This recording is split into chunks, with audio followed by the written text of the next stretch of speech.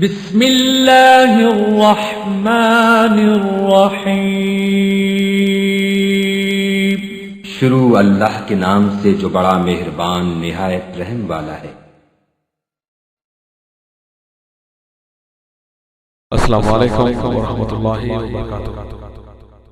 ناظرین اکرام، آپ کی اصلاح اور آپ کی اسلامی معلومات کے اضافے کے لیے اسلامک دعویٰ اینڈ گائیڈنس سینٹر الغاد سعودی عرب اس درس کو آپ کی خدمت میں پیش کرنے کی سعادت حاصل کر رہا ہے۔ بسم الله الرحمن الرحيم لم يكن الذين كفروا من أهل الكتاب والمشركين منفكين حتى تأتيهم البينة رسول من الله يتلو صحفا مطهرة فيها كتب قيمة وما تفرق الذين أوتوا الكتاب إلا من بعد ما جاءتهم البينة وما أمروا إلا ليعبدوا الله مخلصين له الدين حنفاء ويقيموا الصلاة ويؤتوا الزكاة وذلك دين القيمة إن الذين كفروا من أهل الكتاب والمشركين في نار جهنم خالدين فيها أولئك هم شر البرية إن الذين آمنوا وعملوا الصالحات أولئك هم خير البرية جزاؤهم عند ربهم جنات عدن تجري من تحتها الأنهار خالدين فيها أبدا رضي الله عنهم ورضوا عنه ذلك لمن خشي ربه۔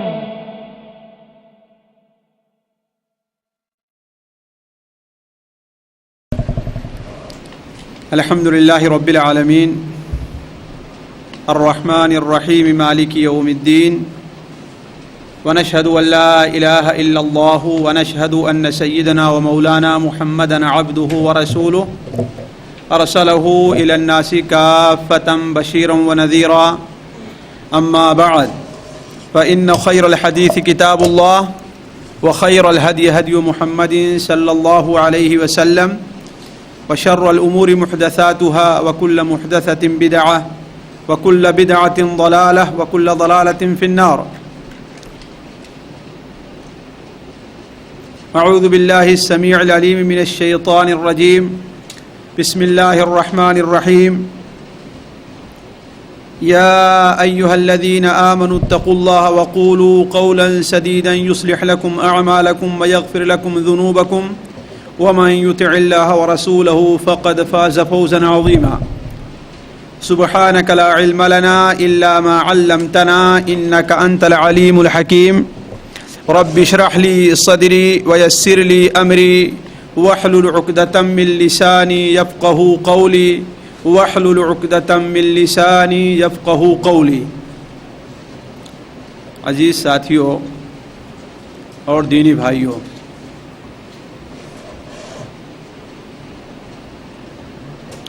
وقت کافی گزر چکا ہے، اب نہ ہی کچھ اتنا وقت ہے کہ آپ کے سامنے کوئی لمبی تقریر کی جائے، نہ ہی کوئی موضوع آپ کے سامنے چھیڑا جائے۔ شیخ عبدالسلام صاحب کا اشارہ ہے کہ بچوں کی تعلیم و تربیت سے متعلق کچھ باتیں رکھی جائیں، لیکن میں یہ سمجھتا ہوں کہ وقت کی تنگی اور رات کا کافی حصہ گزر جانے کی وجہ سے میں آج آپ کے سامنے ایک حدیث اور اس کی مختصر سی تشریح آپ کے سامنے رکھوں گا۔ ترمذی شریف میں، مسند احمد میں حضرت عبداللہ بن مسعود رضی اللہ تعالی عنہ سے روایت ہے کہ نبی کریم صلی اللہ علیہ وسلم ہمارے پاس تشریف لے آئے اور آپ نے فرمایا کہ اے لوگو استحیوا من اللہ حق الحیا، اے لوگو اللہ سے ایسے ہی ڈرو، اللہ سے ایسے ہی شرم کرو، اللہ سے ایسے ہی حیا کرو جیسا کہ اللہ تعالیٰ سے حیا کرنے کا حکم ہے۔ یہ ایک حدیث آپ کے سامنے رکھی جا رہی ہے، اور یہ سوچ کر کے میں یہ حدیث آپ لوگوں کے سامنے رکھ رہا ہوں کہ یہ ہماری اور آپ کی بڑی ضرورت ہے، اور ہمارے اور آپ کے لیے ایک پیغام ہے، ایک دعوت ہے کہ اس نبی کریم صلی اللہ علیہ وسلم کے پیغام کو ہم اور آپ اپنی زندگی میں کس طریقے سے اپناتے ہیں۔ نبی صلی اللہ علیہ وسلم نے صحابہ کرام سے کیا فرمایا؟ استحیوا من اللہ حق الحیا، اے لوگو حیا کرو اللہ تبارک و تعالی سے، شرم کرو اللہ تبارک و تعالی سے جیسا کہ شرم کرنے کا اور حیا کرنے کا حکم ہے۔ صحابہ کرام نے عرض کیا کلنا نستحی من اللہ والحمد للہ، اے نبی صلی اللہ علیہ وسلم اللہ کا شکر ہے، الحمدللہ کہ ہم لوگ اللہ تبارک و تعالیٰ سے شرم کرتے ہیں، اللہ تبارک و تعالیٰ سے حیا کرتے ہیں، الحمدللہ۔ اسی لیے ایک بات معلوم ہوئی کہ اگر ہمیں کوئی ایسی بات کرنی ہے کہ کسی عمل کی اللہ نے ہمیں توفیق دی ہے، وہ کسی کے سامنے بیان کرنا ہے تو کیا کہنا چاہیے؟ الحمدللہ، اللہ کا شکر ہے کہ مجھے یہ چیز مل گئی، اللہ کا شکر ہے کہ مجھے یہ نعمت ملی ہوئی ہے، اللہ کا شکر ہے کہ میری صحت ٹھیک ہو گئی، اللہ کا شکر ہے کہ میرا یہ کام بن گیا۔ یہ ایک عقیدے کی بات ہے کہ اصل میں ہر نعمت کو اللہ تبارک و تعالی کی طرف سے ملی ہوئی ہر چیز کو اللہ ہی کی طرف اس کی نسبت کرنی چاہیے۔ ہماری اس میں کوئی اپنی ذاتی کوشش نہیں ہے، ہماری کوئی بہادری اس میں نہیں ہے، یہ اللہ تبارک و تعالیٰ کا شکر ہے، اللہ تبارک و تعالیٰ کی دین ہے کہ مجھے یہ چیز مل گئی۔ تو صحابہ کرام نے کیا عرض کیا؟ کلنا نستحی والحمدللہ، اے نبی صلی اللہ علیہ وسلم ہم میں کا ہر شخص اللہ تبارک و تعالیٰ سے شرم کرتا ہے۔ تو آپ نے فرمایا لیس ذاک، میرا مقصد یہ نہیں ہے، ولیکن من استحیا من اللہ حق الحیا فلیحفظ الرأس وما وعا ولیحفظ البطن وما حوا ولیذکر الموت والبلا ومن اراد الآخرة ترک زینت الدنیا فمن فعل ذلك فقد استحیا من اللہ حق الحیا۔ ایک مطالبہ ہے ہم سے کہ ہم اللہ تبارک و تعالی سے جیسی شرم کرنی چاہیے ویسی شرم کریں، لیکن یہ مطالبہ کس وقت پورا ہوگا؟ جب کہ ہم اور آپ 4 کام کر لیں گے۔ تو اگر وہ 4 عمل ہم نے کر لیا تو یہ مطالبہ پورا ہو گیا۔ مطالبہ ایک ہے، وہ کیا ہے کہ اللہ تبارک و تعالی سے ایسی شرم کی جائے جیسا کہ شرم کرنے کا حق ہے۔ یہ مطالبہ پورا کیسے ہوگا؟ جب کہ ہم اور آپ 4 کام کر جائیں گے تو، لیکن انہی 4 کاموں میں ہمارے اور آپ کے ایمان کا، ہمارے اور آپ کے اسلام کا، ہمارے اور آپ کے اللہ تبارک و تعالیٰ سے شرم کرنے کا امتحان ہے۔ اگر یہ چیزیں ہم نے کر لیا، یہ 4 چیزیں، تو گویا یقیناً ہم نے اللہ تبارک و تعالیٰ سے شرم کرنے کا حق ادا کر دیا۔ پہلی چیز کیا ہے؟ فَلْيَحْفَظِ الرَّأْسَ وَمَا وَعَا، سر، اور سر نے جن چیز کو جمع کیا ہے اس کی حفاظت کی جائے، یعنی زبان کی حفاظت کی جائے، منہ کی حفاظت کی جائے، اپنے ہونٹ کی حفاظت کی جائے، اپنے کان کی حفاظت کی جائے، اپنی ناک کی حفاظت کی جائے، اپنی آنکھ کی حفاظت کی جائے۔ آخر سر کو یہی چیزیں تو شامل ہے نا، سر میں یہی چیزیں تو جمع ہے نا۔ یہ پورا کا پورا ہمارا موڈ کا حصہ لے لیا جائے تو ہونٹ بھی اسی میں آئے گا، زبان بھی اسی میں آئے گی، کان بھی اسی میں آئے گا، آنکھ اور ناک بھی اسی کے اندر شامل ہے. تو فَلْيَحْفَظِ الرَّأْسَ وَمَا وَعَى، حفاظت کر لے کس کی؟ سر کی. اور سر نے جن چیزوں کو جمع کر رکھا ہے، یعنی کان کی حفاظت ہو جائے، ناک کی حفاظت ہو جائے، اپنے منہ کی حفاظت ہو جائے، اپنے ہونٹ اور زبان کی حفاظت ہو جائے، اور اپنی آنکھ کی حفاظت ہو جائے. دوسری چیز کیا فرمائی آپ نے؟ یہ تو پہلی چیز ہے. دوسری چیز آپ نے فرمائی وَلْيَحْفَظِ الْبَطْنَ وَمَا حَوَى، اور حفاظت کر لے اپنے پیٹ کی. کس کی حفاظت کرے؟ اپنے پیٹ کی. وما ہوا، اور پیٹ کے ارد گرد جو چیزیں ہیں، انسان کا دل ہے پیٹ کے ارد گرد، اس کی حفاظت ہو جائے. انسان کا جگر ہے، اس کی حفاظت ہو جائے. انسان کا معدہ اور آتڑیاں ہیں، اس کی حفاظت ہو جائے. انسان کی شرمگاہ ہے، اس کی حفاظت ہو جائے. انسان کا پاؤں ہے، اس کی حفاظت ہو جائے. تو وَلْيَحْفَظِ الْبَطْنَ وَمَا حَوَى، پیٹ کی حفاظت کر لے، اور پیٹ جن چیزوں کا احاطہ کیے ہوئے اس کی حفاظت ہو جائے. اور اس کے آگے آپ نے کیا فرمایا؟ وَلْيَذْكُرِ الْمَوْتَ وَالْبَلَا، موت کو اور موت کے بعد سڑ گل جانے کو یاد کرے. موت کو اور موت کے بعد سڑ گل جانے کو یاد کرے. یہ ایسی چیز ہے جو عام طور پر لوگ بھولے ہوئے ہیں. ورنہ اگر میں ایک ایک سے پوچھنے لگوں کہ 24 گھنٹے میں آپ موت کو کتنی بار یاد کرتے ہیں، تو کتنے لوگ یہاں پر ابھی نکلیں گے کہ ہاں وہ دن میں یاد کرتے ہیں ایک بار موت کو. موت اور قبر کو پڑھے لکھے لوگوں کی بات کرتا ہوں. خود میری طرف سے شروع کیجئے ابھی آپ اور پوچھ لیجئے کہ کتنے لوگ ہیں 24 گھنٹے میں موت کو ایک بار دو بار یاد کرتے ہوں گے. حالانکہ نبی صلی اللہ علیہ وسلم کیا فرمان ہے؟ جو اللہ تبارک و تعالیٰ سے شرم کا حق ادا کرنا چاہتا ہے تو وَلْيَحْفَظِ الْمَوْتَ وَالْبَلَا، موت اور موت کے بعد سڑ گل جانے کو یاد رکھے.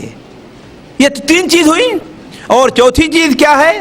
وَمَنْ أَرَادَ الْآخِرَةَ تَرَكَ زِينَةَ الدُّنْيَا، جو آخرت کو چاہتا ہے، اور ہر مومن کو آخرت چاہیے. کہ ہے کوئی جو کہے کہ میں آخرت نہیں چاہتا؟ آخرت پر ایمان ہمارے آپ کے ایمان کا ایک جز ہے. ایمان کے کتنے ارکان ہیں؟ 5 ہیں؟ 6 ہیں. ہاں آپ تو ایک کہہ رہے ہیں نا. اچھا ایمان کے کتنے ارکان ہیں؟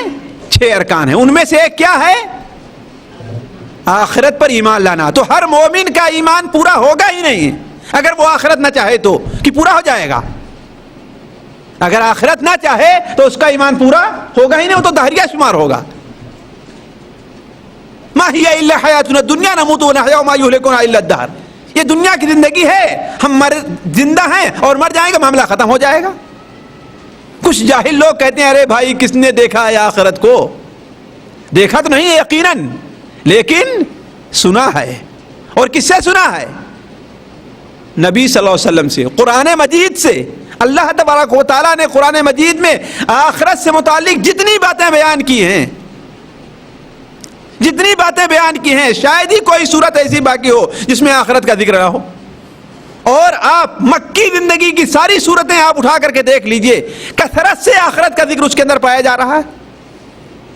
تو ومن اراد الآخرۃ، جو انسان آخرت چاہتا ہے، ترک زینت الدنیا، اس نے دنیا کی زیب و زینت کو تر کر دیا. تو فمن فعل ذلک، جس نے یہ 4 کام کر لیے، اس نے اللہ تبارک و تعالی سے شرم کا حق ادا کر دیا. تو اب ذرا دیکھیں کہ ہم سے اور آپ سے مطالبہ کس چیز کا ہے؟ کہ اللہ تبارک و تعالی سے ایسی شرم کی جائے جیسا کہ شرم کرنے کا حق ہے. شرم کرنا عام طور پر لوگ سمجھتے ہیں کہ نہیں سمجھتے؟ ہر انسان سمجھتا ہے کہ شرم کرنا اور حیا کرنا کیا ہے. شرم دین کے اندر ایک بڑی اہمیت رکھتی ہے.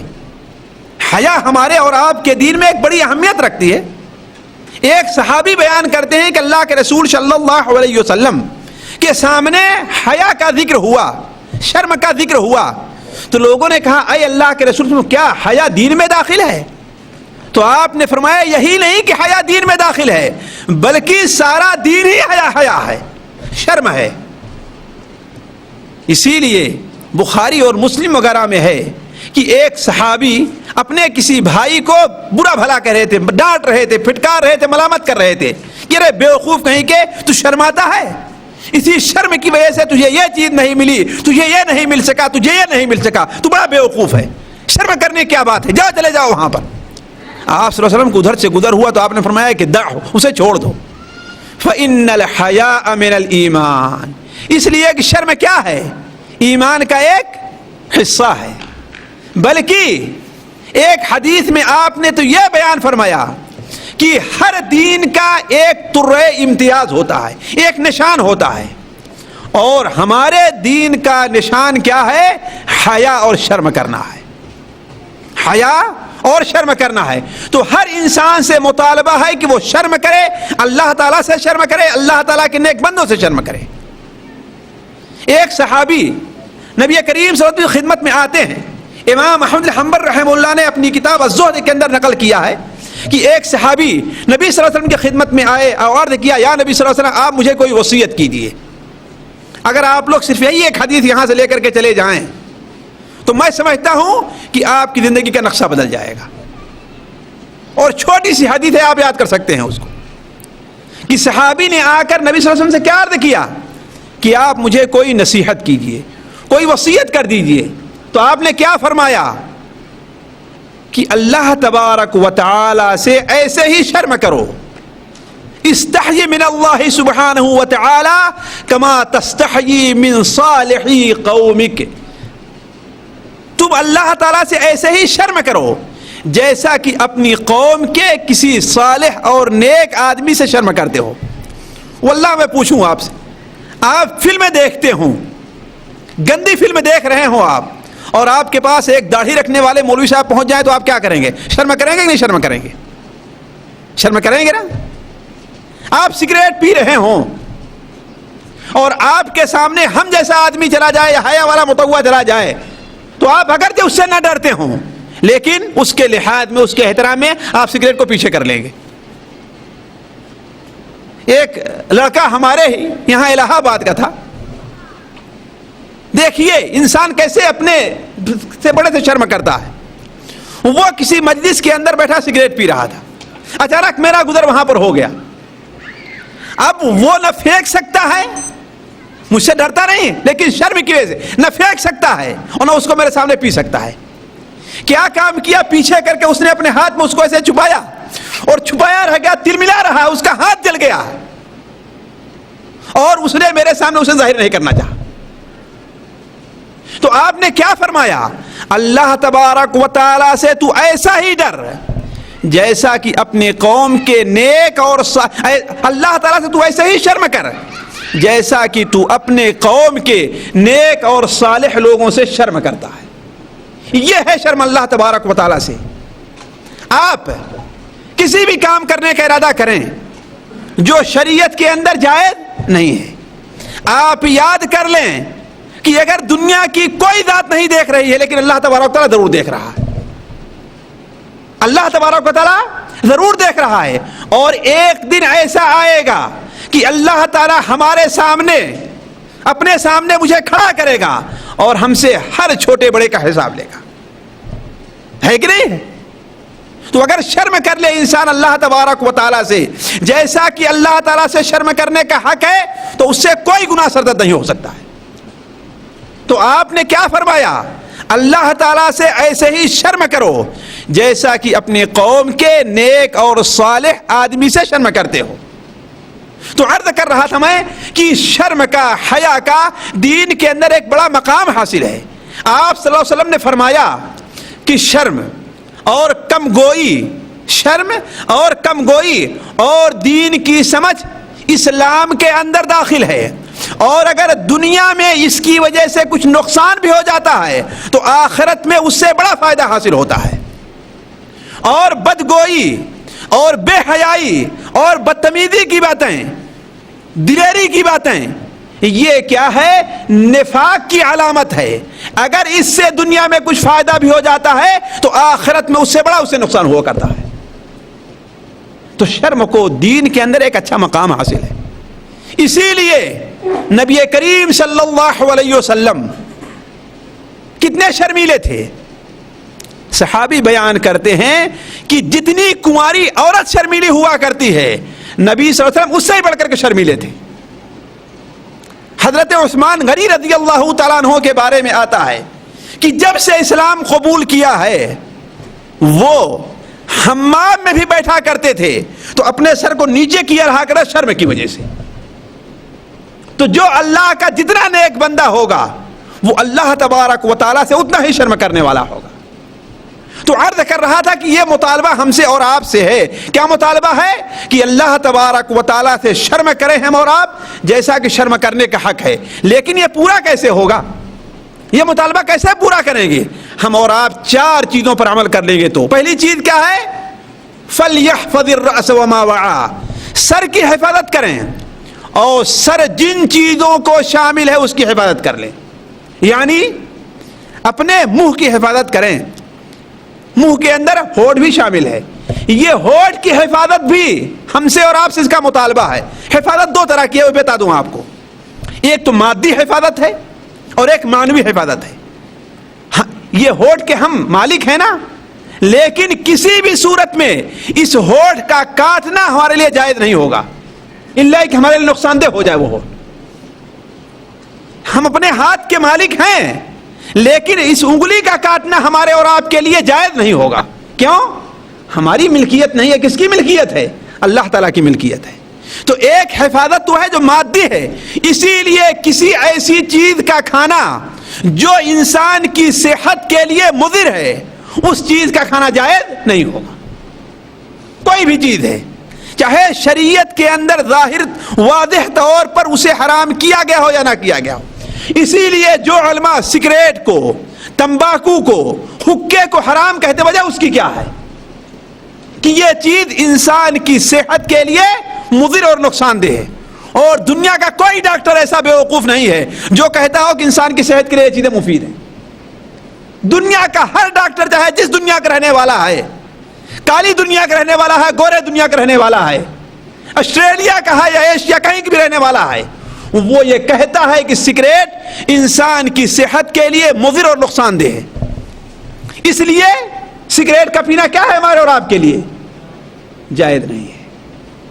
تو ایک حفاظت تو یہ ہے کہ ہر وہ چیز جو ہمارے اور آپ کے جسم کے لیے نقصان دہ ہو یہ مادی طور پر اس سے پرہیز کیا جائے. اور دوسری حفاظت کیا ہے؟ وہ شرعی طور پر ہے. یعنی شریعت نے جس چیز کا دیکھنا ہمارے لیے حرام قرار دیا گیا ہے اس سے پرہیز کیا جائے. ہمارے ہونٹ کی حفاظت کا حکم ہے.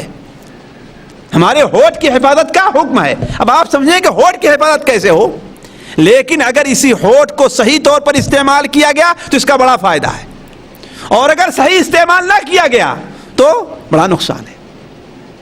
بخاری شریف میں ہے تبسم کا، مسلم شریف میں ہے تبسم کا فی وجہ اخی کا صدقہ. اپنے بھائی کے سامنے مسکرا دینا. مسکرائے گا کس سے؟ انسان ہونٹ سے تو مسکرائے گا نا. اپنے بھائی کے سامنے مسکرا دینا یہ بھی صدقہ ہے.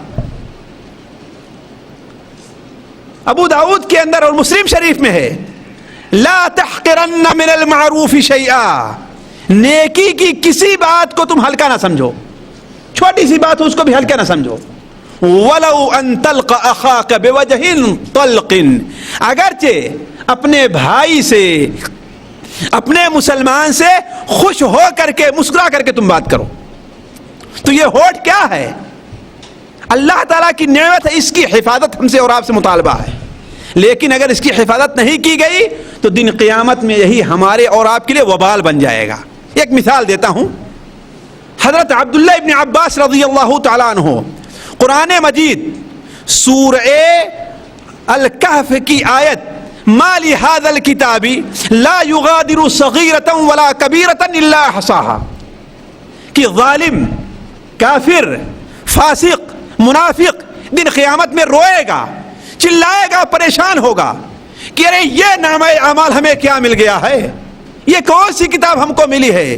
اس میں نہ تو کوئی میرا چھوٹا گناہ چھوٹا ہوا ہے، نہ بڑا گناہ، سارا کا سارا اس میں موجود ہے۔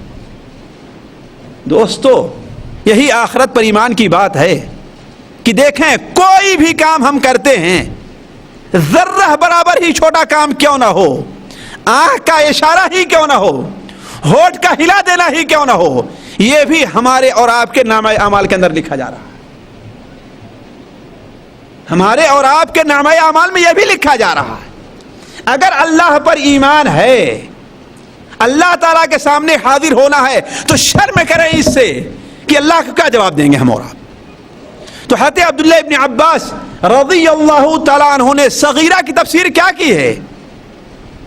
کہا کہ ہونٹ کے ذریعے جو گناہ ہوا کرتے ہیں، کوئی جا رہا ہے، ہم آپ کا اس سے اس کی نہیں، آپ کی اس سے نہیں بنتی ہے، آپ ہونٹ کے اشارے سے اسے آپ برا بھلا کہہ دیں، اسے بدکا دیں، وہ ناراض ہوگا کہ نہیں ناراض ہوگا؟ آپ اس کے اوپر مسکرا دیں، وہ ناراض ہو جائے گا کہ نہیں ناراض ہو جائے گا؟ تو اگر ناجائز طور پر آپ نے اس کے لیے اپنے ہونٹ کو ٹیڑھا کیا ہے، اسے بدکایا ہے، اسے پریشان کیا ہے، اس کے اوپر آپ مسکرائے ہیں، تو یہ بھی آپ کے نامہ اعمال میں لکھا ہوا ہے۔ اور ولا کبیرتن، کبیرہ سے مراد کیا ہے؟ کہ زبان سے کسی انسان کو کچھ کہہ دینا ہے، مذاق اڑا دینا ہے، یعنی ہونٹ کے اشارے سے کسی کا مذاق اڑایا جائے یا زبان سے کہہ کر کے مذاق اڑایا جائے، یہ سارا کا سارا ہمارے اور آپ کے نامہ اعمال میں لکھا ہے، اور اس کی حفاظت کا ہم سے اور آپ سے مطالبہ ہے۔ اور سر کو جو چیز شامل وہ زبان بھی ہے، اور زبان تو ہے اتنی بڑی، 1 تولے کی، لیکن بڑی خطرناک ہے۔ انسان کے جسم کے اندر اتنا خطرناک عضو اور کوئی دوسرا نہیں ہے، اور اتنا بہترین عضو اور کوئی دوسرا نہیں۔ اسی لیے کبھی مثل کے اندر پڑھا تھا، لقمان حکیم سے ان کے مالک نے سوال کیا کہ یہ بکرا ذبح کرو، اور جو سب سے اچھا گوشت ہے، جو سب سے اچھی چیز ہے، وہ میرے سامنے لے کر کے آؤ۔ ذبح کیا اور زبان لے کر کے چلے گئے۔ دوسرے دن پھر دوبارہ کہا کہ آج بھی ذبح کرو، اور جو سب سے گندی چیز ہے وہ لے کر کے آؤ، وہ بھی زبان لے کر کے چلے گئے۔ کہا کہ یہ کیسے، وہی اچھی چیز بھی ہے اور وہی گندی چیز بھی ہے؟ کہا کہ ہاں، اگر اس کا صحیح استعمال ہو تو اچھی چیز ہے، اور اگر برا استعمال ہو تو بری چیز ہے۔ اس زبان کی ہم نے اور آپ نے اہمیت نہیں سمجھی، حالانکہ نبی صلی اللہ علیہ وسلم کا فرمان ہے۔ حضرت عبداللہ بن مسعود رضی اللہ عنہ بیان فرماتے ہیں کہ اکثر خطایا بنی آدم فی اللسان، بنی آدم کی زیادہ سے زیادہ جو گناہ ہیں وہ کس میں ہیں؟ زبان کے اندر ہے۔ اسی لیے ایک صحابی خدمت نبی میں حاضر ہوتے ہیں اور کہتے ہیں، اے نبی صلی اللہ علیہ وسلم، آپ مجھے کوئی وصیت کر دیجیے۔ تو آپ نے فرمایا کہ اچھا یہ بتاؤ، تم اپنے ہاتھ کے مالک ہو کہ نہیں ہو؟ کہا اگر میں اپنے ہاتھ کا مالک نہیں تو کس کا مالک بنوں گا؟ کہا تو اپنی زبان کا مالک ہو کہ نہیں ہو؟ کہا اگر اپنی زبان کا مالک نہیں بنا تو کس کا مالک بنوں گا؟ تو کہا ٹھیک ہے، فلا تبسط يدك الا الى خیر ولا تقل بلسانك الا معروفا، تم اپنے ہاتھ کو بڑھاؤ تو بھلے ہی کام کی طرف بڑھاؤ، اور زبان سے جو بولو تو بھلی بات ہی بولو۔ زبان بڑی اہم چیز ہے، اگر اس کا صحیح استعمال کیا گیا تو ایک زبان سے ایک کلمہ ہمارے اور آپ کے لیے جنت میں جانے کا سبب بن سکتا ہے، اور اگر غلط استعمال کیا گیا تو یہی زبان کا کلمہ نکلا ہوا ہمارے اور آپ کے جہنم میں جانے کا سبب بن سکتا ہے۔ اللہ کے رسول صلی اللہ علیہ وسلم کا حدیث بخاری شریف میں ہے، حضرت ابو ہریرہ رضی اللہ عنہ بیان فرماتے ہیں کہ اللہ کے رسول صلی اللہ علیہ وسلم نے بیان فرمایا، انسان اپنی زبان سے ایک کلمہ، ایک بات ادا کرتا ہے اور اس کی طرف کوئی توجہ نہیں دیتا، لیکن اس کلمہ کی وجہ سے اتنی دور جہنم میں جا کر کے گرتا ہے جتنی دوری مشرق اور مغرب کی ہے، صرف ایک چھوٹی سی بات ہوا کرتی ہے بس۔ یہ زبان کا معاملہ بڑا اہم ہے، اسی طریقے سے کان کا معاملہ ہے، اس کی بھی حفاظت کا ہم سے اور آپ سے مطالبہ ہے کہ کان سے وہی چیز ہم اور آپ سنیں جس چیز کے سننے کی اجازت ہے، اور وہ چیزیں نہ سنیں جس کے سننے کی ہم سے اور آپ سے ہمیں اجازت نہیں دی گئی۔ اس کی ایک مثال دیتا ہوں میں۔ ظاہر بات ہم اور آپ قرآن سنیں، حدیث سنیں، تقریر سنیں، جائز باتوں کو سنیں، لیکن اگر ہم اور آپ ناجائز بات سننے لگیں تو ایک مثال دیتے ہیں کہ دیکھیں کتنا بڑا اس کا گناہ ہمارے اور آپ کو ہوتا ہے۔ بخاری شریف کے اندر ہے نبی صلی اللہ علیہ وسلم نے فرمایا کہ اگر کوئی انسان کسی قوم کی ایسی بات سننے کی کوشش کرتا ہے جس کی وہ اجازت نہیں دے رہا ہے، اس کی طرف کوئی توجہ ہم اور آپ نہیں دیتے، بڑی آسانی سے غور سے سن لیا کرتے ہیں. کسی آدمی کی کوئی بات آپ کان لگا کر کے سنیں حالانکہ وہ سننے کی اجازت آپ کو نہیں دے رہا ہے، تو آپ نے فرمایا دن قیامت میں اس کے کانوں کے اندر پگھلایا ہوا شیشہ ڈالا جائے گا. پگھلایا ہوا شیشہ اس کے کان کے اندر ڈالا جائے گا. صرف کس بنیاد پر؟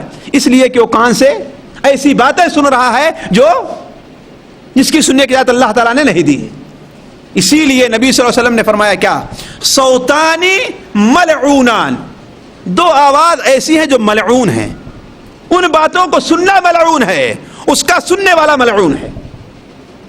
صوتانی ملعونان، دو آواز ایسی ہیں جن کا سننے والا ملعون ہے اور جو باتیں ملعون ہیں. وہ آواز کیا ہے؟ مزمار عند نعمہ ورنۃ عند مصیبہ. خوشی کا موقع ہے، بچے کی پیدائش ہے، شادی کا موقع ہے، اس وقت گانا اور بجانا لگا دینا، گانا سننا اس وقت، باجے سننا اس وقت، یہ کیا ہے؟ ملعون ہے. اور ایسا سننے والے بھی کیا ہے؟ ملعون ہے. اور دوسری آواز کون ہے؟ مصیبت اور پریشانی کے وقت واہ ویلا مچانا شروع کر دینا، چیخ رہے ہیں میرا سارا کا سارا ڈوب گیا، تباہ ہو گیا، برباد ہو گیا، اللہ میاں کو صرف میرا ہی بچہ اٹھانا تھا، بہت سے بچے تھے کسی کو اٹھا لیا ہوتا، نعوذ باللہ من ذالک. تو عرض کر رہا تھا کہ کان کی حفاظت کا، اسی طریقے سے آنکھ کی حفاظت کا بھی حکم ہے کہ ہم اور آپ اپنی آنکھوں سے وہی چیزیں دیکھیں جس چیز کے دیکھنے کی ہمیں اور آپ کو اللہ تعالیٰ نے اجازت دی ہے، وہ چیزیں نہ دیکھیں جس کی دیکھنے کی اجازت نہیں ہے. اور سمجھتے ہیں اچھی طریقے سے ہم اور آپ کیا چیز دیکھنا ہمیں آنکھوں سے جائز ہے ہمارے لیے اور کیا چیز دیکھنا جائز نہیں ہے. میں اس تفصیل کی طرف نہیں جانا چاہتا، آگے بڑھتا ہوں. اس کے بعد آپ نے کیا فرمایا؟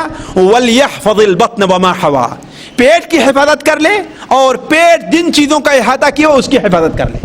یعنی دل کی حفاظت کر لے، اپنے بھائی، اپنے دوست، اپنے عزیز، اپنے رشتہ دار، کسی کا کینہ اپنے دل کے اندر نہ رکھے، کسی کی دشمنی اپنے دل کے اندر نہ رکھے، اور کافر، ظالم، فاسق، فاجر، منافق کی محبت اپنے دل کے اندر نہ رکھے.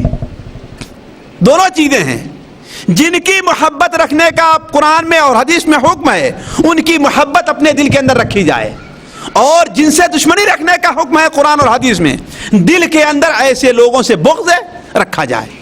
کافر ہے، منافق ہے، فاسق ہے، فاجر ہے، ان لوگوں سے ان کے نفاق اور فسق کی بنیاد پر اور اسی معیار پر ان کے لیے بغض رکھنا ہے. اچھا، دوسری چیز کیا ہے کہ دل کی پیٹ کی حفاظت میں کہ اپنے معدے کی حفاظت کی جائے، اپنے معدے کے اندر وہی چیز ڈالی جائے جس کی ڈالے جانے کی اجازت ہے. شراب کو اپنے معدے کے اندر نہ ڈالا جائے. کیوں؟ اس لیے کہ اس کے ڈالے جانے کی اجازت نہیں ہے.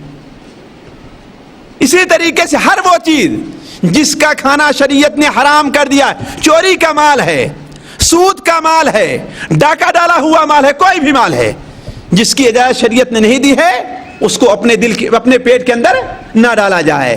ان اللہ طیب لا يقبل الا طیبا، اللہ تبارک و تعالی پاک ہے اور پاک ہی روزی کو پسند کرتا ہے.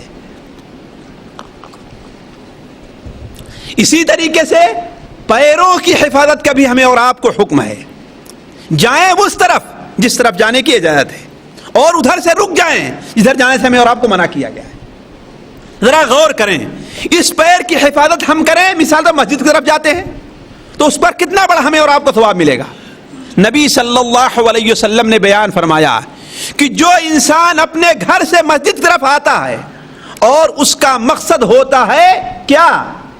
تعلیم حاصل کرنا یا تعلیم دینا، علم دین سیکھنا یا دین سکھانا، تو اس کو اللہ تبارک و تعالی اس کے ہر قدم پر ایک حج، مکمل حج کا ثواب عطا فرماتا ہے اللہ تعالی، ایک ایک قدم کے اوپر. اور کل جمعہ کا دن ہے، جمعہ سے متعلق آپ نے کیا بیان فرمایا؟ من غسل یوم الجمعۃ واغتسل وبکر وابتکر ودنا ومشى ولم يركب ودنا من الامام واستمع. اگر کوئی انسان جمعہ کے دن اچھی طریقے سے نہائے, اچھی طریقے سے غسل کرے اور جلدی ہی مسجد جانے کی کوشش کرے, امام کے قریب بیٹھا, امام سے دور نہ بیٹھا, امام کی باتیں سنی, ولم یلغو, اور کوئی لغو کام وہاں پر نہیں کیا, تو اللہ تبارک و تعالی اسے ہر قدم کے اوپر 1 سال کے روزے اور نماز کا ثواب دیا کرتا ہے. لیکن اگر اسی پیر کو ہم اور آپ اس طرف جانے کے لیے استعمال کریں جس طرف جانے کے اللہ نے اجازت نہیں دی ہے, تو اس پر اتنا ہی بڑا اجر, اتنا ہی بڑا عذاب میں اور آپ کو ملنے والا. مثال کے طور پر مسلم شریف وغیرہ میں ہے, ابو داؤد شریف وغیرہ میں, کہ اللہ کے رسول صلی اللہ علیہ وسلم نے ارشاد فرمایا, جو انسان کسی کاہن کے پاس گیا, جادوگر کے پاس گیا اور اس سے کسی چیز کے بارے میں سوال کیا, تو اللہ تعالی 40 دن کی اس کی نماز قبول نہیں کرتا. پیر کی حفاظت کا حکم ہے. اگر کوئی انسان اسی پیر سے چل کر کے کسی کی خدمت کے لیے جاتا ہے تو یہی نعمت ہے اللہ تعالیٰ کی, اور اگر کسی گناہ کے لیے چل کر کے جا رہا ہے تو یہی اس کے لیے عذاب بن سکتی ہے. اسی طریقے سے شرمگاہ کی حفاظت کا بھی حکم ہے. بخاری شریف میں ہے, نبی صلی اللہ علیہ وسلم نے ارشاد فرمایا, من یضمن لی ما بین لحییہ وما بین فخذیہ اضمن لہ الجنہ. جو انسان اس بات کی ضمانت لے لے کہ اپنی زبان کی حفاظت کر لے گا اور اپنے شرمگاہ کی حفاظت کر لے گا, تو میں اس کے لیے جنت کی ضمانت لیتا ہوں, میں اس کے لیے جنت کی ضمانت لیتا ہوں. یہ بڑی اہم چیز ہے کہ انسان زنا, لواطت وغیرہ سے پرہیز کرے. اسی لیے خصوصی طور پر عورتوں سے متعلق آپ نے جو بیان فرمایا وہ حدیث عورتوں کے سننے لائق ہے اور آپ کے بھی سننے لائق ہے, تاکہ اپنی بیویوں تک ہی پہنچا دیں کہ نبی صلی اللہ علیہ وسلم نے کیا بیان فرمایا.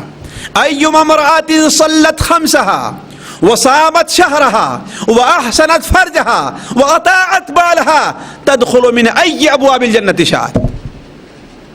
وہ عورت جو مومن ہو, حالت ایمان میں اپنے 5 وقت کی نمازوں کا اہتمام کر لے, اور اس سلسلے میں عورتیں بڑی کوتاہ ہوتی, اور ہم اگر چائے نہ بنا کی دی عورت نے تو ناراض ہو جائیں گے, لیکن نماز چاہے ہفتے بھر نہ پڑے ہمارے کانوں پر جو نہیں ریکتے. یہ ہماری کمزوری ہے, اور دن قیامت میں اس سے متعلق ہم سے اور آپ سے سوال ہوگا. اگر سالن میں نمک زیادہ ہو گیا تب تو ہنڈیا اٹھا کر کے اس کے اوپر پھینک دیں گے, اس کی ٹھکائی شروع ہو جائے گی. لیکن اگر وہ نماز نہیں پڑھتی ہے تو اس کے بارے میں ہمارے اور آپ پر کوئی اثر نہیں ہوتا. نہیں تو ایما امرأۃ صلت خمسها, وہ عورت جو 5 وقت کی نماز پڑھ لے پابندی کے ساتھ, وصامت شهرها, اور رمضان المبارک کے وہ روزے رکھ لے, واحسنت فرجها, اور اپنی شرمگاہ کی حفاظت کر لے, واطاعت بالها, اور اپنے شوہر کی اطاعت کرے, شوہر کی بات مان لے, تو تدخل من ای ابواب الجنت شاءت, تو جنت کے جس دروازے سے داخل ہونا چاہے داخل ہو جائے. اور جنت دروازے کل کتنے ہیں؟ جنت کے کتنے دروازے ہیں؟ 8 دروازے جنت کے. اور جہنم کے کتنے دروازے ہیں؟ ایک کم کر دیجئے معلوم ہو جائے گا. کتنے دروازے ہیں جہنم کے؟ 7. لہا 7 ابواب لکل باب منها جزء مقسوم. جہنم کے 7 دروازے ہیں اور ہر دروازے سے لوگوں کا جانے کے لیے حصہ بٹا ہوا ہے. اور جنت کے کتنے دروازے ہیں؟ 8 دروازے ہیں. یہ حدیث شریف کے اندر آیا ہے کہ جنت کے اللہ تعالیٰ نے کتنے دروازے رکھے ہیں؟ 8 دروازے رکھے ہیں. تو وہ عورت جو صلت خمسها وصامت شهرها واحسنت فرجها واطاعت بالها تدخل من ای ابواب الجنة شاءت, جنت کے جس دروازے سے چاہے داخل ہو جائے. تو عرض کر رہا تھا میں کہ پیٹ کی حفاظت اور پیٹ جن چیزوں کو شامل ہے اس کی حفاظت کر لی جائے. اور تیسری چیز آپ نے کیا فرمائی؟ وَلْيَذْكُرِ الْمَوْتَ وَالْبِلَا, موت اور موت کے بعد سڑ گل جانے کو یاد کرے. موت کا یاد کرنا بڑی اہم چیز ہے. ایک بار نبی صلی اللہ علیہ وسلم صحابہ کرام کی مجلس میں آئے، دیکھا کہ لوگ ہنس رہے ہیں، آپ نے فرمایا اکثروا ذکر ہادم اللذات، اے لوگو لذتوں کو کاٹ دینے والی، لذتوں کو ختم کر دینے والی یعنی موت کو کثرت سے یاد کرو، موت کو تم لوگ کثرت سے یاد کرو، اس لیے کہ جو شخص موت کو تنگی میں یاد کرے گا تو اس کے لیے کشادگی آ جائے گی، اور جو کشادگی میں موت کو یاد کرے گا اس کے لیے تنگی آ جائے گی۔ مثال کے طور پر کوئی آدمی بڑا پریشان ہو اپنی روزی سے، وہ کہے کہ چلو پریشان ہے لیکن ایک دن موت آئے گی تب تو چھٹکارا ہو جائے گا، اللہ میاں موت کے بعد ہمیں اس کا اچھا بدلہ دے گا، تو اس کے دل کو سکون ملے گا نہیں ملے گا؟ اور ایک آدمی کے پاس بہت کچھ ہے، اللہ میاں نے بہت کچھ دیا ہے، لیکن وہ کہے کہ اس پر گھمنڈ کر کے کیا فائدہ ہے، آخر ایک دن تو چھوڑ کر کے جانا ہی ہے نا، ایک دن تو ساری چیزوں کو چھوڑ کر کے جانا ہے، تو اس کا دل تنگ ہو جائے گا۔ تو دوستو موت کا یاد کرنا بڑا اہم ہے، اور موت کے بعد قبر کو یاد کرنا۔ حضرت براء ابن عازب رضی اللہ تعالیٰ عنہ کی روایت ہے، وہ بیان فرماتے ہیں کہ نبی صلی اللہ علیہ وسلم ایک بار کہیں آپ تشریف لے جا رہے تھے تو کیا دیکھا کہ ایک جگہ لوگ اکٹھا ہیں، آپ نے پوچھا کہ الا مجتمعوا، یہ لوگ کس چیز پر اکٹھا ہیں؟ تو صحابہ کرام نے کہا کہ قبر یحفرون، یہ لوگ ایک قبر کو کھود رہے ہیں، یہ لوگ ایک قبر کو کھود رہے ہیں۔ آپ صلی اللہ علیہ وسلم تیزی سے آگے بڑھے صحابہ کرام سے اور جا کر کے قبر کے اوپر اپنے چہرے کو رکھ دیا آپ صلی اللہ علیہ وسلم نے۔ حضرت براء ابن عازب بیان فرماتے ہیں کہ میں آگے سے جا کر کے دیکھا کہ آپ کیا کر رہے ہیں، تو کیا دیکھتا ہوں کہ آپ اتنا روئے کہ قبر کی مٹی آپ کے رونے سے تر ہو گئی، اور آپ نے کیا فرمایا، اور وہی میں آج آپ لوگوں سے کہنا چاہتا ہوں۔ آپ نے کیا فرمایا تھا؟ اے اخوانی لمثل هذا فاعدوا، یا اخوانی لمثل هذا فاعدوا، اے میرے بھائیو اس دن کی تیاری کر لو، اے میرے بھائیو اس دن کی تیاری کر لو، اے میرے بھائیو اس دن کی تیاری کر لو۔ تو اس دن کی تیاری بھی ہمیں اور آپ کو کرنی ہے۔ یاد کیجئے موت کو، ہمارے ایمان کا کتنا بڑا جنازہ نکل چکا ہے کہ روزانہ ہم جامع مسجد کے اندر کوئی نہ کوئی جنازہ دیکھتے ہیں، کسی نہ کسی کا جنازہ اٹھتا ہوا دیکھتے ہیں، لیکن ہم نہیں سوچتے کہ ایک دن ہمیں بھی اس طریقے سے اٹھایا جائے گا۔ آج ہم سب کو اٹھا رہے ہیں، لیکن ایک دن ایسا ہوگا کہ سارے لوگ ہمیں اٹھا کر کے قبر کی طرف لے جائیں گے۔ نبی صلی اللہ علیہ وسلم کا گزر ایک بار قبر پر ہوا، لوگ آپ نے دیکھا کہ ابھی نیا نیا اسے دفن کیا ہوا ہے، آپ نے فرمایا کہ یہ کس کی قبر ہے؟ لوگوں نے کہا فلاں ابن فلاں کی ہے۔ آپ نے ایک جواب دیا تھا، ایک بات فرمائی تھی، وہ بات یاد کرنے کی۔ آپ نے فرمایا کہ 2 ہلکی رکعت نماز، کتنی دیر لگے گی 2 رکعت نماز پڑھنے میں؟ 3 منٹ، 4 منٹ، 5 منٹ، یا اور کچھ دیر لگے گی؟ بلکہ تو بہت سے لوگ تو ہیں 2 ہی منٹ میں پڑھ کر ختم کر دیں گے، ہے کہ نہیں ہے؟ آپ نے فرمایا 2 ہلکی رکعت نماز، جس کو تم لوگ ہلکا سمجھتے ہو، اس کے نزدیک دنیا کی ساری چیزوں سے بڑھ کر کے ہے۔ صرف 2 رکعت نماز قبر کے اندر، یہی چیز قبر میں کام آنے والی ہے۔ تو وَلْيَذْكُرِ الْمَوْتَ وَالْبِلَا، موت اور موت کے بعد سڑ گل جانے کو یاد رکھے۔ اور آخری چیز کیا ہے؟ ناراض نہ ہوں گے آپ لوگ، وَمَنْ أَرَادَ الْآخِرَةَ تَرَكَ زِينَةَ الدُّنْيَا، جو انسان آخرت کو چاہتا ہے وہ دنیا کی زینت کو ترک کر دیتا ہے۔ اللہ تبارک و تعالیٰ نے اس دنیا میں بڑی زینتیں رکھی ہیں ہمیں اور آپ کو آزمانے کے لیے، ہمیں اور آپ کو آزمائش میں رکھنے کے لیے، کہ ہم اور آپ اس کا کیسا استعمال کرتے ہیں، کس طریقے سے استعمال کر رہے ہیں۔ تو جو انسان آخرت چاہتا ہے وہ دنیا کی زینت کو ترک کر دے گا ہے۔ نبی صلی اللہ علیہ وسلم ایک بار چٹائی کے اوپر گرمی کے اندر آپ آرام فرماتے، آپ کے جسم مبارک کے اوپر کرتا بھی نہیں تھا، آپ کا جسم ننگا تھا، لیٹے رہنے کی وجہ سے آپ کے جسم کے اوپر چٹائی کا نشان پڑ گیا، اور طبیعی بات ہے پڑ جانا، فطری بات ہے پڑ جانا، اس لیے کہ آپ کا جسم بڑا نرم اور نازک تھا۔ صحابی کہتے ہیں واللہ آپ سے نے مسافہ کیا ہے تو آپ کے ہاتھ سے نرم اور ملائم ہم نے کسی ریشم اور حریر کو نہیں دیکھا، چہ جائے کہ آپ کے پیٹھ کا معاملہ ہو، کتنا ملائم رہا ہوگا۔ حضرت عمر فاروق رضی اللہ عنہ وہاں پر پہنچے اور رونے لگے، کہا کہ اے نبی صلی اللہ علیہ وسلم، کیسر و کسرا جو کفر کی حالت پر ہیں، شرک کی حالت پر ہیں، وہ لوگ کس ناز و نعمت کے اندر پڑے ہوئے ہیں، اور آپ تو آپ نے فرمایا اے عمر میری مثال کیا ہے، اس مسافر جیسی ہے جو راستے میں جا رہا تھا، ایک ٹھنڈا سایہ دار درخت دکھائی دیا، اس کے نیچے تھوڑی دیر بیٹھ کر کے آرام کر لیا اور پھر چلتا بنا۔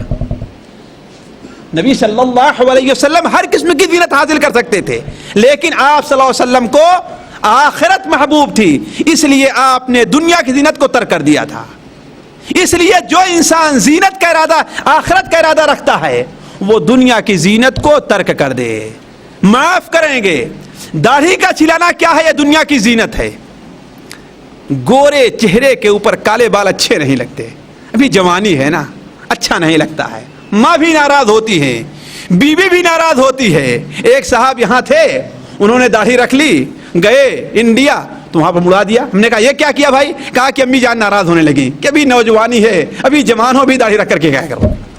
تو گورے چہرے کے اوپر کالے کالے بال اچھے نہیں لگتے ہیں، لیکن اگر مان لیا جائے کہ اچھے نہیں لگتے ہیں تو ومن اراد الآخرۃ ترک زینت الدنیا، جو آخرت کو چاہتا ہے وہ دنیا کی زینت کو ترک کر دے گا۔ ٹخنے کے اوپر اگر پینٹ رہتا ہے، ثوب رہتا ہے، پیجامہ رہتا تو اچھا نہیں لگتا ہے کہ نہیں ہے، لیکن ومن اراد الآخرۃ، جو آخرت کا ارادہ رکھتا ہے وہ دنیا کی زینت کو ترک کر دے گا۔ اسی پر قیاس کر لیجیے ساری چیزوں کو، جتنی چیزیں ہیں آپ اسی پر قیاس کر لیجیے۔ آج ہمارے اور آپ کے گھروں کی زینت کیا ہے؟ ڈش اینٹینا، ٹی وی اور یہ چیزیں ہیں، اور ہم اور آپ اپنے طور پر چاہے پرہیز کر، لیکن ہمارے بچے پرہیز نہیں کر پاتے۔ تو ومن اراد الآخرۃ ترک زینت الدنیا، جو آخرت کو چاہتا ہے وہ دنیا کی زینت کو ترک کر دیتا ہے۔ تو فمن فعل ذلك، جس نے یہ چار کام کر لیے، فقد استحیا من اللہ حق الحیا، اس نے اللہ تبارک و تعالی سے شرم کرنے کا حق ادا کر دیا۔ کیا؟ فلیحفظ الراس وما وعى وليحفظ البطن وما حوى وليذكر الموت والبلا ومن اراد الاخرة ترك زینت الدنیا، سر اور سر جن چیزوں کو گھیرے ہوئے اس کی حفاظت کر لے، پیٹ جن چیزوں کو شامل ہے اس کی حفاظت کر لے، اور آخرت کو یعنی قبر کو اور موت کو یاد کرے، اور جو دنیا کی زینت کو چھوڑے وہ آخرت کا چاہنے والا ہے۔ یہ کام جس نے کر لیا اس نے اللہ تعالیٰ سے شرم کرنے کا حق ادا کر لیا۔ اللہ تبارک و تعالیٰ سے دعا ہے کہ اللہ تعالیٰ ہمیں اور آپ کو ان باتوں پر عمل کرنے کی توفیق عطا فرمائے۔ اللہ تبارک و تعالیٰ ہمیں اور آپ کو ان لوگوں میں بنائے جو اللہ تبارک و تعالیٰ سے شرم کرنے کا حق ادا کرتے ہیں۔ اللہ تعالیٰ ہمارا اور آپ کا یہاں اکٹھا ہونا قبول کرے، یہاں جمع ہونے کی برکت سے اللہ تعالیٰ ہمارے اور آپ کے گناہوں کو معاف کر دے۔ ہم میں سے جو لوگ ضرورت مند ہیں اللہ تعالیٰ ان کی ضرورتوں کو پوری کرے، جو لوگ قرض دار ہیں اللہ تعالیٰ ان کے قرضوں کو ادا کرے، جو لوگ کسی بھی طریقے سے مصیبت کے اندر مبتلا ہیں اللہ تبارک و تعالیٰ ان کی مصیبت کو دور کرے۔ ربنا تقبل منا انك انت السميع العليم وتب علينا انك انت التواب الرحيم وصلى الله على نبينا محمد وبارك وسلم۔ معذرت چاہوں گا، مجھے آدھے گھنٹے کا وقت ملا تھا، ہم نے پون گھنٹہ آپ لوگوں کا لے لیا، اس کے لیے معذرت خواہ ہوں۔ سبحانك اللهم وبحمدك اشهد ان لا اله الا انت استغفرك واتوب اليك۔ ایک منٹ بھائی، ایک منٹ، میں نے ان سے پہلے کہہ لیا جی، چلیے دے دیجیے، چلیے مزید اور اگر وضاحت ہو تو ٹھیک، آئیں آپ آئیں۔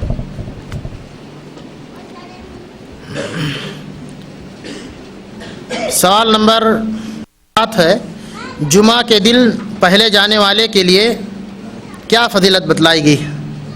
جمعہ کے دن جو شخص مسجد میں پہلے جاتا ہے اس کی کیا فضیلت؟ آپ لوگ بتلائیں بھائی، آپ لوگ بھی بیٹھے ہیں، جو ایک بات ہاتھ اٹھائیں نا، ہاتھ اٹھائیں، جن کو معلوم ہے چاہے جو ہوں ہاتھ اٹھائیں، وہ ہے کوئی بھی آپ لوگ ہاتھ اٹھائیے نا، اگر جانتے تو ہاتھ اٹھائیں، بتلائیے۔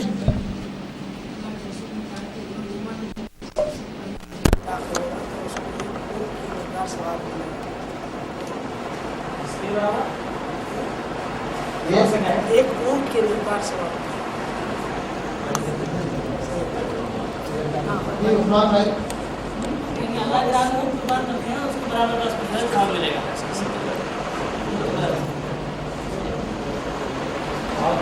ابھی مزید شیخ نے اس درس میں چند وضاحتیں کی. وہ حدیث جو آپ نے بتائی جو غسل کرے اچھی قاعدے سے جلدی جائے امام کے قریب بیٹھے خطبہ سنے. سوال ایسا نہیں جو پہلے نہیں یہ حدیث آپ نے سوال میں اعتراض مت کیجیے. مسئلہ یہ ہے کہ یہ بتلایا گیا پہلے کہ شیخ نے جو باتیں یہاں بتلائی ہیں وہ اصل میں مطلوب ہے کہ آپ نے سنا ہے یا نہیں سنا ہے. یہ اصل مطلوب ورنہ یہ نہیں کہا جا رہا ہے کہ آپ کا جواب دیں. سوال کا جواب بالکل صحیح، اس میں کوئی شبہ نہیں ہے. مزید ہم اور وضاحت چاہتے ہیں. محبوب صاحب آپ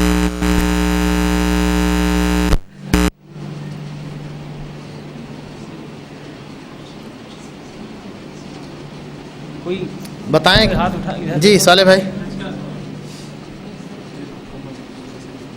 کس پہ ایک حج کا صاحب بتائیں. چلیے سب سے پہلے اسداللہ بھائی دے دیجیے.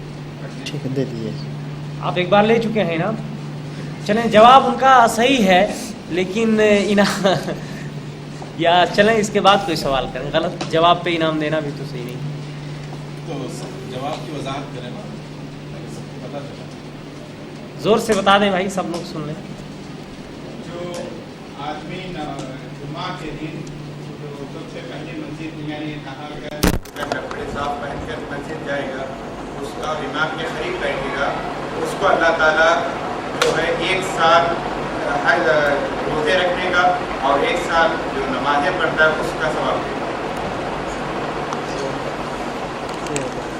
سوال نمبر 8 ہے زبان اور شرمگاہ کی حفاظت کرنے کے متعلق آپ صلی اللہ علیہ وسلم نے کیا فرمایا ہے. زبان اور شرمگاہ کی حفاظت کے متعلق آپ صلی اللہ علیہ وسلم نے کیا فرمایا ہے. بتائیں صاحب. جنت کی ضمانت آپ صلی اللہ علیہ وسلم جو زبان کی حفاظت کرتا ہے شرمگاہ کی حفاظت کرتا ہے وہ جنت میں جو ہے اس کو مقام پائے گا.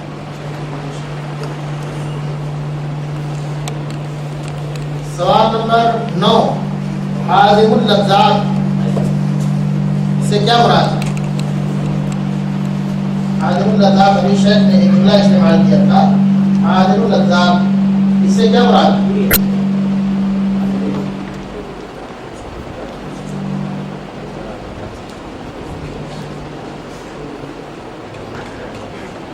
حدیث یہ ہے اکثروا ذکرھا عازم اللذات. اکثروا ذکر حازم اللذات یعنی لذتوں کو کاٹنے والی چیز وہ زیادہ یاد کریں. جی بتلائیں. لیکن ما نستفيد من هذا اجابتك صحيحه اردو ولا اردو. دے دیجیے کسی کو دے خلاص خلاص ہم بخود يا شيخ وانت تودي الى من تشاء تودي الى من تشاء.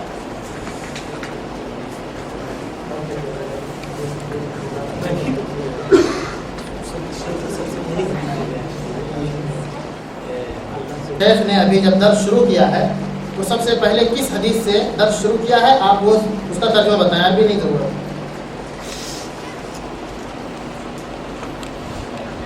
آپ بتائیں گے آپ کچھ نہیں.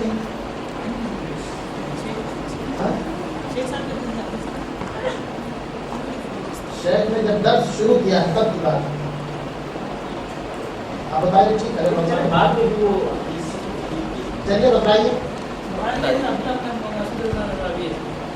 کیا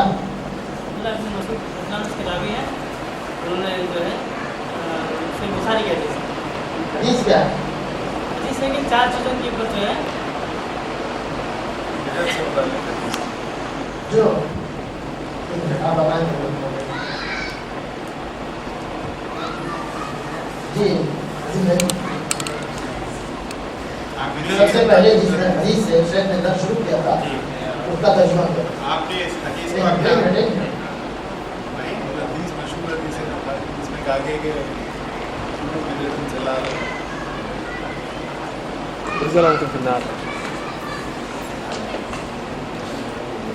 حدیث کتاب اللہ جی حدیث کتاب اللہ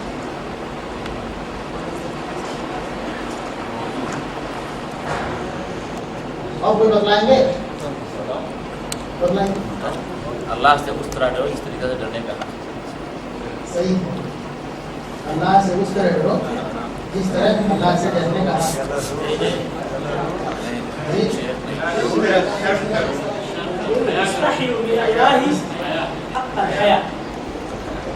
शर्म हया और डर इससे कई माने, सिर्फ एक माना नहीं। चले आपका जवाब चले भाई ले जाएं।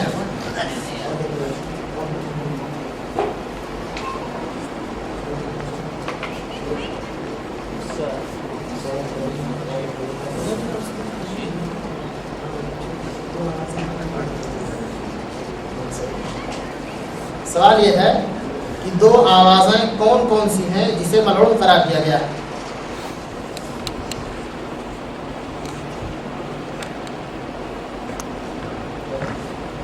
इधर भी कोई है? बताएं मुझे।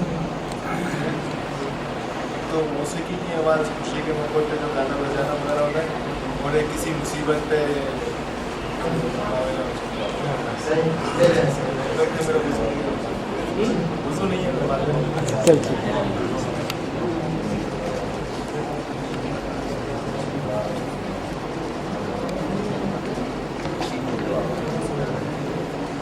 आम सो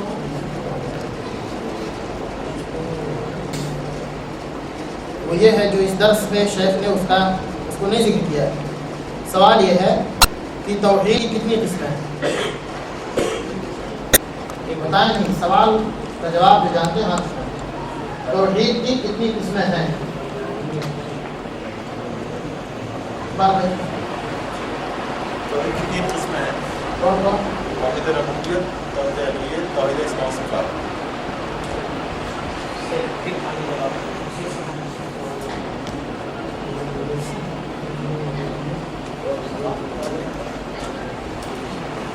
चले आएगा। दूसरा सवाल ये है तौहीद रुबूबियत और तौहीद उलूहियत का क्या मतलब है? बताएं, जो भी जानते हैं आप बताएं। तौहीद रुबूबियत और उलूहियत का क्या मतलब है? ये बता रहे हैं। आपसे सवाल इंशाल्लाह जवाब बतवा दिया जाएगा। इस्मान भाई तौहीद रुबूबियत का मतलब यह है कि अल्लाह के रब होने पर एक तमन्ना, उलूहियत का मतलब सारी चीज़ों की इबादत जितनी भी दी जाए उस अल्लाह के लिए एक करके सारी उसकी इबादत जो है सारी उसी के लिए करना चाहिए। जैसे अल्लाह ने कहा कुल सलात उसी को बनाया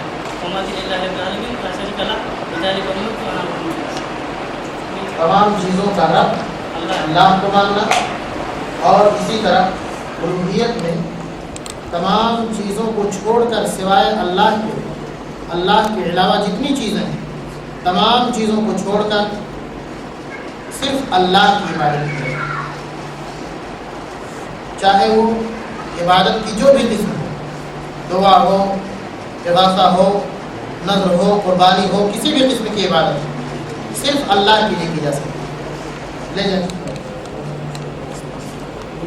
एक आखिरी नाम बचा सवाल कर रहे हैं आप भाई सर किसी को अगर चाहिए तो ले सकते हैं, मेरे पास है। ये सवाल आखिरी जो है वो ये है इहसान का क्या मतलब है? इहसान का क्या मतलब है? खुसूसन अगर इसे हदीस की रोशनी में बताया जाए तो बेहतर है। अल्लाह के रसूल सल्लल्लाहु अलैहि वसल्लम ने जो हदीस जिब्राइल जिसे मारूफ हदीस कहा जाता है, इस हदीस की रोशनी में हज़रत जिब्राइल ने जो अल्लाह के रसूल से पूछा था हमारे एहसान क्या है, अगर वो एहसान की तारीफ कोई जानते हैं तो बताएं। सब जानते हैं, बताएं, आप ही बताएं सब जानते हैं। अल्लाह की ऐसी इबादत की जाए, अल्लाह की ऐसी इबादत की जाए, अल्लाह देख रहा है। अगर ये नहीं है तो अब ये क्या हम देख रहे हैं जोर से बताएं ताकि लोग सब कुछ अल्लाह की ऐसी इबादत की जाए कि अल्लाह ये ज़हन में रखे कि अल्लाह हमें देख रहा है। अगर ये ना हो तो हम उसको देख रहे हैं। सवाल ये था कि एहसान की तारीफ क्या हदीस की रोशनी में? सवाल का जवाब सही बतलाया गया है। बतलाया गया ये कि आप अल्लाह की ऐसे इबादत करें गोया कि आप अल्लाह को देख रहे हैं। कअन्नका तरा, गोया कि आप देख रहे हैं। अगर ऐसा ना हो सके तो क्या हो, फ़इन लम तकुन तरा, अगर आप उसे नहीं देख रहे हो, फ़इन्नहु यराक, तो अल्लाह आपको देख रहा है। ये एहसान की तारीफ है। अगर पहले तो ये रखा जाए कि गोया आप अल्लाह को देख रहे हैं, उसके अलावा दूसरा क्या है, अगर हम नहीं देख रहे हैं तो अल्लाह रब्बुल आलमीन हमको देख रहा है। देखिए ये सवालात जो आप हज़रात के सामने किए गए हैं, इन सवालात का मतलब और मकसद ये नहीं था कि हम किताब ख़रीदें और किताब तकसीम कर दें, आप ले जाएं और अपने घरों में ताकों के अंदर सजा दें। कमाल तो उस वक्त है कि जब हम इसके एक एक हरूफ को अपने ज़हन दिमाग और अपने क़ल्ब जिगर के अंदर बसा लें, तब हम और इसके मुताबिक अमल करें। अगर अमल नहीं है तो फिर हम बेकार हैं। इसलिए मेरे भाई, आपको यह जो एक कीमती हदिया कुरान की शक्ल में और उसके तर्जुमे की शक्ल में दी गई है, आप इससे खुद फ़ायदा उठाएं और दूसरे भाइयों को भी फ़ायदा पहुंचाने की कोशिश करें। सिर्फ ले जाकर के इसे आप सजा के अपने घरों में मत रखें, इससे फ़ायदा उठाएं और दूसरों को फ़ायदा उठाने का मौका दें।